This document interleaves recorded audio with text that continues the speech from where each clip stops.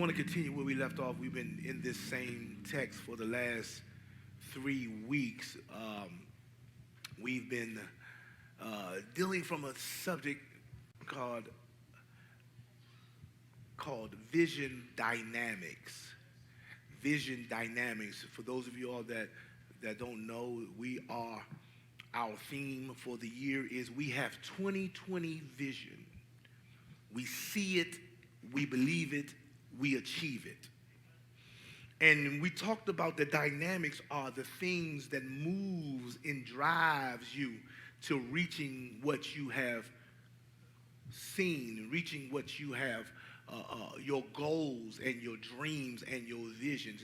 It is the mechanism or the vehicle that you use to help you obtain that which you have seen and what God has shown you. We also talked about that in order for there to be vision, talking corporately as well as individually, that there always must be what? Acceptance, agreement, and alignment. In order for a vision to be fulfilled, to be a vision to be manifested corporately and in your own personal lives, there has to be acceptance, agreement, and an alignment. The people that you lead must accept, agree, or get in alignment with what God has shown you as the visionary.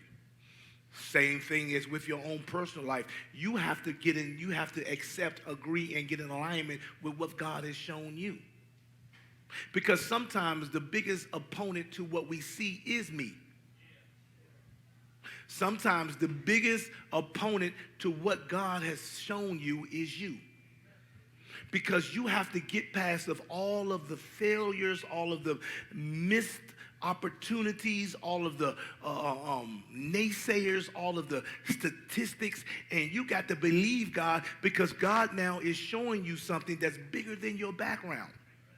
It's more potent than your past. It's more expansive than your imagination. It's more extensive than your education. It's more exuberant than your expectation. So you have to muster up enough belief in God and forget those things that are behind you and allow God and accept, agree, and come into an alignment for what God has for you in this season.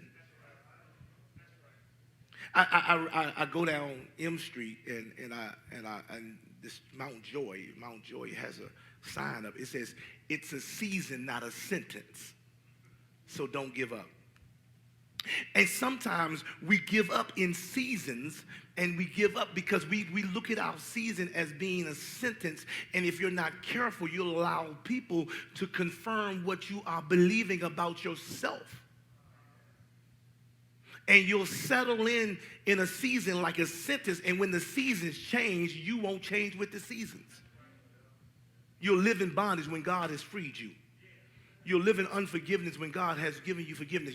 You'll live in a place because you have settled in as if it's a sentence, but it's only a season. And what the reason why I do that is because my wife, she has a habit of as soon as it gets cold, real good, when you start looking for turtlenecks, I'm like, "Darling, where's my blue turtleneck?"